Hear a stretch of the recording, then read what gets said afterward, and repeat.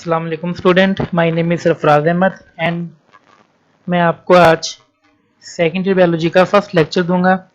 First chapter जो है वो है होम्योस्टेसिस और इसका फर्स्ट लेक्चर है जिसका टॉपिक है कंसेप्ट्स इन होम्योस्टेसिस। होम्योस्टेसिस के अंदर क्या कंसेप्ट्स हैं या ये क्या होता है। ये एक डायग्राम मैंने दी हुई यहाँ पे, इसके अंदर दिखाया हुआ है इफेक्ट ऑफ टेम्परेचर, जिसमें कूलिंग इफेक्ट दिया हुआ है और थर्मामीटर के जरिए आप नाप सकते हैं। और हमारा ब्रेन जो है वो क्या कर रहा होता है, इसे एक्सेप्ट करता है, सेंसरी न्यूरॉन्स के जरिए मैसेज ब्रेन तक जाता है, फिर हमारा ब्रेन टेम्परेचर को मेंटेन करता है। तो सबसे पहले हम इसमें देखते हैं इन्वायरमेंट क्या है। Environment it can be defined as the surrounding और conditions in which a person, animals and और प्लांट लाइफ और ऑपरेट। मीन्स के एक ऐसा माहौल जिसके अंदर पर्सन, आदमी, एनिमल्स और प्लांट्स वो क्या कर रहे हैं, रह रहे हैं और ऑपरेट कर रहे हैं, मीन्स के कंट्रोल कर रहे हैं। इन्वायरमेंट में भी जो इन्वायरमेंट होते हैं वो दो तरह के होते हैं, एक एक्सटर्नल इन्वायरमेंट होता है और दूसरा जो है हमारे पास वो इंटरनल इन्वायरमेंट कहलाता है। अब यहाँ पे इस पिक्चर के अंदर मैंने आपको इन्वायरमेंट दिखाए हुए हैं। अगर आप एक पूरा ये देखते हैं बॉक्स सा बना हुआ, ये एनिमल सेल्स है और इसके बाहर जो ये एरिया है ये एक्सटर्नल इन्वायरमेंट है, मीन्स के बाहर वाला इन्वायरमेंट, और इसके अंदर जो एरिया सेल्स का वो इंटरनल इन्वायरमेंट है, मीन्स के सेल्स के अंदर वाला इन्वायरमेंट। और स्मॉल इंटरनल फ्लक्चुएशन अंदर वाली साइड पे होती हैं और लार्ज फ्लक्चुएशन बाहरी वाली साइड पे होती हैं। फ्लक्चुएशन का मीन होता है चेंजेस, जो बॉडी के अंदर चेंजेस पैदा करती हैं वो। फिर अगर हम होम्योस्टेसिस की डेफिनेशन में देखते हैं, the protection of internal environment means कि हमारे इंटरनल इन्वायरमेंट की प्रोटेक्शन होती है from the harms of fluctuation in external environment. जो कौन सी हैं, ऐसी फ्लक्चुएशन जो बाहर रहते हुए हमारी बॉडी के ऊपर इफेक्ट कर रही होती हैं, बॉडी को हार्म्स कर रही होती हैं उनसे, तो उसे हम क्या कहते हैं, होम्योस्टेसिस। मीन्स कि हमारी बॉडी को एक्सटर्नल हार्मफुल फ्लक्चुएशन से इंटरनल हमारे माहौल को बचाना या सेफ रखना, उसे हम होम्योस्टेसिस कहते हैं। इसकी इंपॉर्टेंस क्या है अब ये देख लेते हैं। The homeostasis keep the internal fluctuations in a narrow range. ये क्या कर रहा होता है, इंटरनल फ्लक्चुएशन को नैरो रेंज में रखता है, मीन्स कि ना इंटरनल फ्लक्चुएशन ज़्यादा होती हैं और ना ही कम होती हैं, एक इक्विलिब्रियम की हालत में रखता है, which various control system compare to the wider external fluctuation. जो कि एक ये वेरियस कंट्रोल सिस्टम है जो कि सिर्फ इंटरनल को ही कंट्रोल कर सकते हैं, मगर एक्सटर्नल फ्लक्चुएशन को इस तरह कंट्रोल नहीं किया जा सकता। यहाँ पे कुछ एग्जांपल दी हुई हैं, वेरिएबल्स हैं कुछ इसके अंदर मेंटेनेंस करने के लिए होम्योस्टेसिस के अंदर जारी एग्जांपल दी हुई है। टेम्परेचर, हमारी बॉडी का टेम्परेचर कम और ज़्यादा होता रहता है, उसे मेंटेन करना। ब्लड में पीएच ज़्यादा या कम होती रहती है, उसे मेंटेन करना। ब्लड शुगर ज़्यादा या कम होती रहती है, उसे मेंटेन करना। और वाटर बैलेंस जो होता है वो वाटर बॉडी के अंदर ज़्यादा या कम होता रहता है, उसे मेंटेन करना। और ब्लड शुगर और ब्लड प्रेशर जो है उसे मेंटेन करना और आयन बैलेंस करना। अब इसके अंदर अगर हम देखते हैं ऑस्मो रेगुलेशंस के अंदर, the mechanism of regulations generally between organism and it environment. Means कि ऐसा मैकेनिज्म जो रेगुलेशन कर रहा हो किसके दरमियान, ऑर्गेनिज्म के दरमियान और इन्वायरमेंट के दरमियान, of the solutes and the gain और loss of water is called osmoregulations. अब अगर कह सकते हैं कि हमारी बॉडी के अंदर सॉल्यूट्स या लॉस ऑफ वाटर, हम कहते हैं वाटर का ज़्यादा हो जाना या वाटर का कम हो जाना। अगर तो हम वाटर को कंट्रोल कर रहे हैं तो उसे हम ऑस्मो रेगुलेशंस कहेंगे।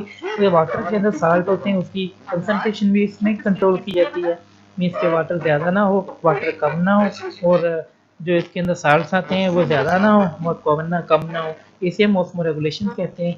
और इसके बरक्स अगर इनकी जगह टेम्परेचर की बात करें हम, mechanism of maintenance of internal temperature, means के इंटरनल टेम्परेचर को मेंटेन करना, हमारी बॉडी के टेम्परेचर को मेंटेन रखना, ना ज़्यादा होने देना और ना ही कम होने देना, तो डेढ़ रेंज तक उसे क्या करना, फिक्स कर देना, उससे हम क्या कहते हैं, थर्मो रेगुलेशन कहते हैं। फिर हमारी बॉडी के अंदर कुछ बाकियात होते हैं, हमारी बॉडी के अंदर कुछ ऐसे हार्मफुल केमिकल्स होते हैं जिसे हमारी बॉडी से रिमूव करना ज़रूरी हो जाता है, तो उन्हें बॉडी से रिमूव करना उसे हम एक्सक्रीशन कहेंगे। यहाँ पे देखते हैं मैकेनिज्म विच एलिमिनेट्स, मीन्स के निजात हासिल करना, निकाल देना, नाइट्रोजन वेस्ट, जो नाइट्रोजन वेस्ट होते हैं जो बॉडी के लिए हार्मफुल हैं, रेफर्ड एज एक्सक्रीशन, उसे हम एक्सक्रीशन कहेंगे। इस स्लाइड के अंदर आप देख सकते हैं ये यहाँ पे ऑस्मो रेगुलेशन इन एनिमल दिया हुआ है, वाटर एक्सचेंज दिया हुआ है। अगर वाटर ज़्यादा होगा या कम होगा तो एक्सचेंज होता चला जाएगा। और ATP energy input output, means के वाटर को कम या ज़्यादा करने के लिए भी एनर्जी की ज़रूरत होती है। इसके अलावा साल्ट की कंसनट्रेशन है, अगर वाटर ज़्यादा है तो साल्ट कम होगा, अगर वाटर कम है तो साल्ट ज़्यादा होगा। इसे मेंटेनेंस रखने के लिए, इक्विलिब्रियम की हालत में रखने के लिए ये एनर्जी जो है वो यूज़ की जाती है और इसे मेंटेन किया जाता है। और इसके सेकंड में देखिए आप थर्मो रेगुलेशन है। थर्मो रेगुलेशन क्या है? टेम्परेचर को, बॉडी के टेम्परेचर को मेंटेन रखना। होम्योथर्म्स जो होते हैं वो इन्वायरमेंट को यूज़ करते हैं, इन्वायरमेंट में वेस्कुलर एंड मेटाबॉलिक अडेप्टेशन कर रहे होते हैं। कुछ शिवरिंग और स्वीटनिंग, मीन के स्वीटिंग, कुछ स्वीटिंग ग्लैंड होते हैं, शिवरिंग का पार्ट वगैरह को कहते हैं। और कोल्ड ब्लडेड एनिमल जो होते हैं वो थर्मो रेगुलेट कर रहे होते हैं changes by changing environment exposure.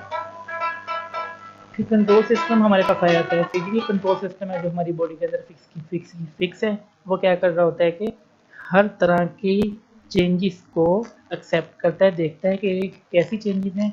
वो फिर जो एक्सेप्ट करते हैं, एक्सेप्टेंस हमारे पास होते हैं जो हमें सेंसर्स कहते हैं, जो कि सेंसरी न्यूरॉन्स होते हैं।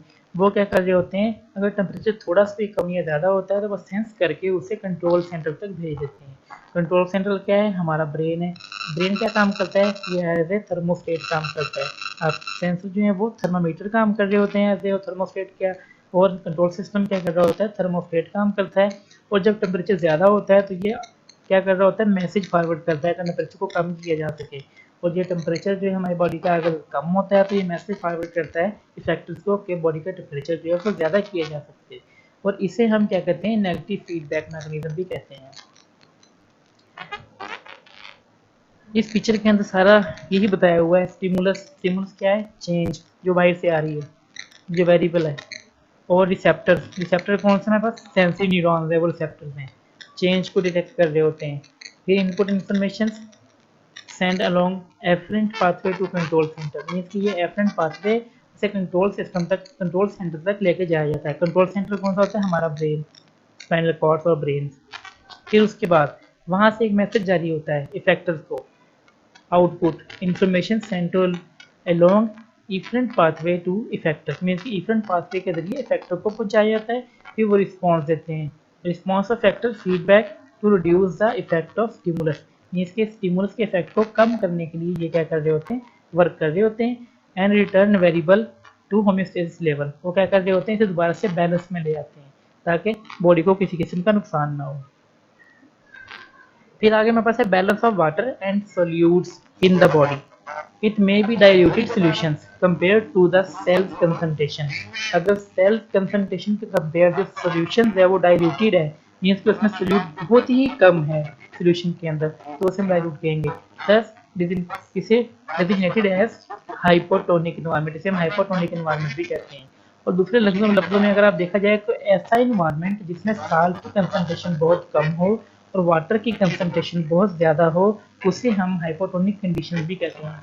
ये सेल्स के अंदर भी हो सकता है या सेल से बाहर भी हो सकता है। फिर सेकंड पे हम देखते हैं the more concentrated external environment, जो बाहर वाला इन्वायरमेंट है वो क्या है? मोर कंसंट्रेटेड है, इसके बाहर वाले इन्वायरमेंट के अंदर इतना साल्ट मौजूद नहीं है, बल्कि इंटरनल पे साल्ट ज़्यादा है, बाहर पे वाटर ज़्यादा है। तो इसे हम हाइपरटोनिक कंडीशन कहेंगे। और ये एग्जाम्पल कर रहा होता है to internal solution is the isotonic, means के आइसोटोनिक की ऐसी कंडीशन होती है जिसमें ना तो वाटर की कंसंट्रेशन कम या ज़्यादा हो, ना ही साल्ट की कंसंट्रेशन कम या ज़्यादा हो, दोनों इक्वल हालत में रहें और मेंटेन रहें। वाटर रिलेशन ऑफ सेल्स यहाँ पे दिखाया हुआ है। इसके अंदर आप देखें कि हमारे पास हाइपरटोनिक कंडीशन है। अगर हम रेड ब्लड सेल को देख रहे होते हैं तो इसके अंदर सल्यूट ज़्यादा है मगर वाटर कम है। क्यों? क्योंकि वाटर जो है वो सेल से बाहर निकल गया। इसे हम हाइपरटोनिक कह सकते हैं। आप इस तरह याद रख सकते हैं कि हाइपर मीन्स के हाई वाटर पर धकेल देना, टोनिक क्या होता है? आपका रेजोल्यूशन होता है हाइपरटोनिक। तो अगर हम आइसोटोनिक में देखते हैं तो इसके अंदर सेल ना ही श्रिंक हुए हैं और ना ही वो ज़्यादा टर्जिड हुए हैं। तो नॉर्मल कंडीशन में कि जितना वाटर बाहर गया उतना वाटर ही सेल के अंदर आ गया। ये मेंटेनेंस कंडीशन है, इसे हम आइसोटोनिक कंडीशन भी कहते हैं। फिर हाइपरटोनिक कंडीशन अगर हम देखते हैं थर्ड पे, तो इसके अंदर आप देख सकते हैं कि अगर सेल्स के अंदर वाटर की कंसंट्रेशन ज़्यादा हो और साल्ट की कंसंट्रेशन कम हो तो उसे हम हाइपोटोनिक कंडीशंस कहेंगे। मीन्स के सेल के अंदर जो है वो साल्ट कम है, वाटर ज़्यादा है। वाटर क्या कर रहा है, उसकी वाल के ऊपर एक प्रेशर लगा रहा है, तो उसकी वाल क्या हो रही है, वो पूरी हम उससे कह सकते हैं टर्जिड हो रही हैं टर्गर प्रेशर की वजह से। तो इसे हम क्या कहते हैं, हाइपोटोनिक। हाइपो आप कह सकते हैं, हाई मीन वाटर, पोटोनिक मीन्स के वाटर का भर जाना, इसके अंदर वाटर का ज़्यादा हो जाना हाइपोटोनिक कहलाता है।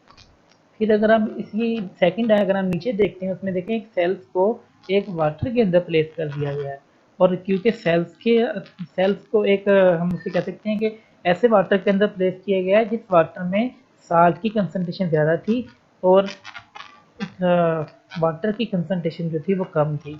जबकि सेल इसके अंदर जब प्लेस किया गया तो सेल के अंदर जो वाटर था वो आउटसाइड द सेल मूव करना शुरू कर गया, जिस वजह से क्या हुआ कि सेल श्रिंक होना शुरू हो गया, वो श्रिंकन सेल्स कहलाएगा। इसे हम हाइपोटोनिक कहेंगे क्योंकि सेल से वाटर निकल चुका है।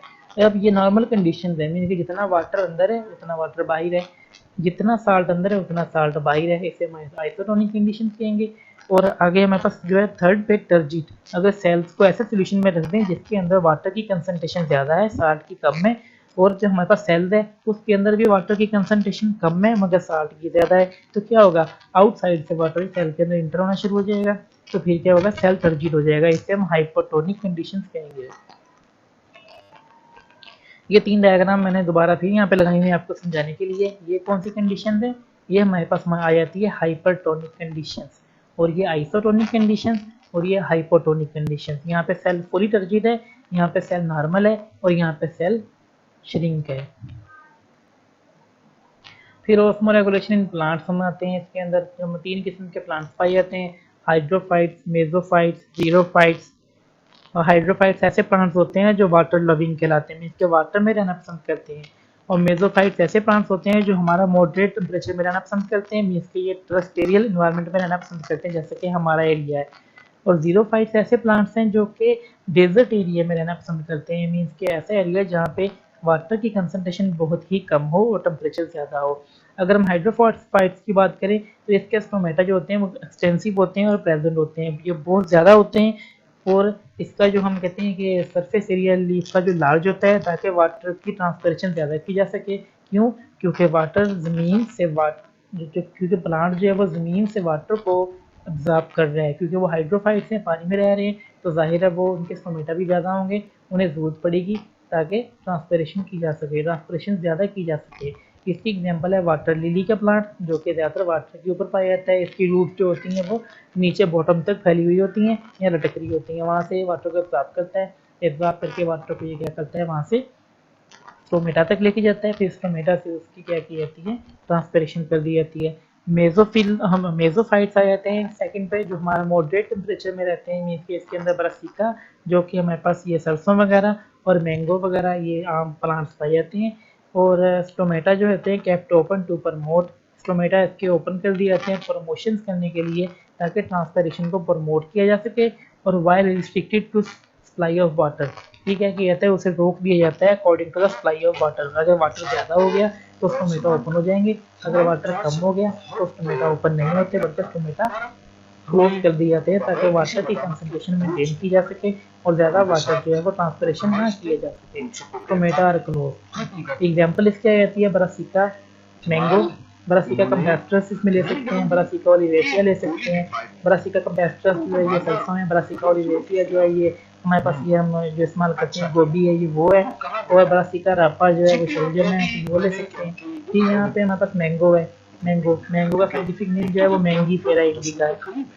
फिर अगर हम थर्ड पे देखते हैं जीरोफाइट्स को, ये ऐसे प्लांट्स होते हैं जो कि डेजर्ट में रहना पसंद करते हैं। They have a thick small leaf to reduce water loss, इसके जो लीफ होते हैं वो बहुत ही थिक होते हैं और स्मॉल होते हैं, क्यों, ताकि वाटर लॉस कम किया जा सके और वाटर की स्टोरेज ज़्यादा की जा सके।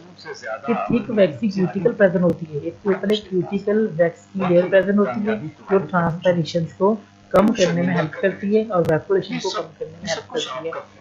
टोमेटा जो होते हैं are on the lower surface में ऑफ लीफ, टोमेटा जो होंगे लीफ के बिल्कुल नीचे वाली सतह पर प्रेजेंट होंगे और हम कहते हैं प्रेजेंट इन डिप्रेशन में होंगे, मीन्स के और इसके जो स्टोमेटा होंगे वो क्या होंगे, बहुत कम होंगे तादाद में, और नीचे वाली साइड पे होंगे, लीफ के ऊपर प्रेजेंट नहीं होते। और कुछ ऐसे प्लांट्स भी होते हैं जो क्या करते हैं, अपने लीफ की जगह थॉर्न्स बना लेते हैं, कांटे बना लेते हैं। क्यों? ताकि वो ट्रांसपिरेशन को बिल्कुल ही खत्म कर सकें या लो कर सकें। फिर आगे हम देखते हैं they have a thick stem to store water. इसका जो स्टेम जो होता है वो थिक होता है, ज़्यादा मोटा होता है, ताकि वाटर को स्टोर किया जा सके डनी रेनी सीजन के अंदर जाके, मीन्स के जब रेन स्टार्ट हो तो वाटर को अब्जॉर्ब करके स्टेम के अंदर स्टोर कर लिया जाए। सम प्लांट जो होते हैं वो शेड कर देते हैं their leaf to restrict transpiration, mean के अपने टोटली तौर पर जितने भी लीफ होते हैं वो गिरा देते हैं ताकि क्या किया जाए, ट्रांसपिरेशन से निजात हासिल की जाए, ट्रांसपिरेशन को रोका जा सके कम्प्लीटली तौर पर। इसकी एग्जांपल जो हमारे पास कैक्टस आ जाती है, और ये कैक्टस के प्लांट जो ज़्यादातर डेजर्ट एरिया में मिलते हैं। अब यहाँ पे देखिए 3 डायग्राम मैंने दी हुई है। एक हाइड्रोफाइट्स की जो कि वाटर लिली है, ये प्लांट्स वाटर के बिल्कुल ऊपर है, ये यहाँ पे वाटर है इसके आसपास सारा, और ये लीफ है और ये वाटर के ऊपर तैर रहा होता है, इसकी रूट्स नीचे होती हैं। और मेसोफाइट्स यहाँ पे रोज दिया हुआ है, क्योंकि रोज है, मेसोफाइट्स में भी आता है, मैंगो भी आता है, बरासिका भी आता है। हमारे इलाके में जितने भी पाए जाते हैं वो क्या है हमारे पास यहाँ पे, ये मेसोफाइट्स में आते हैं। और जीरोफाइट्स ये कैक्टी है, कैक्टस इसे हम कहते हैं।